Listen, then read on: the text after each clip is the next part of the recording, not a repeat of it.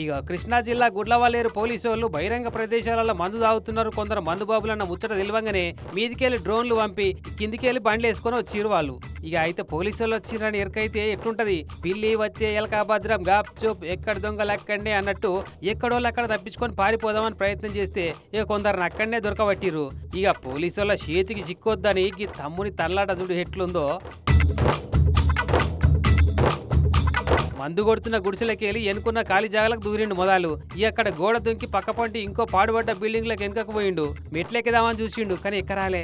ఇక అటు మూలకు పోయి నక్క నతికినట్టే గోడకు నతికి నిలబడి అమ్మయ్యా ఈయనైతే నన్ను ఎవ్వరు చూడరిగా, పోలీసు వాళ్ళు ఇడికెళ్ళి పోయేదాకా బయటికి రావద్దు అనుకొని నిలబడ్డాడు.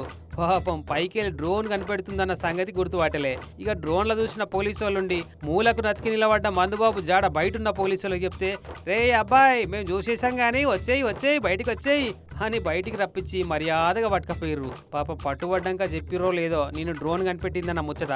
ఏం డ్రోన్లో ఏం టెక్నాలజీ, పేకాట రాయిలు మందుబాబులకు స్వేచ్ఛ స్వాతంత్రాలు పురాగా లేకుండా చెప్తున్నాయి అనుకుంటున్నారట. ఈ సంగతి ఎరికైనా గుడ్లవల్లేరులా ఉన్న సాటి మందుబాబులంతా.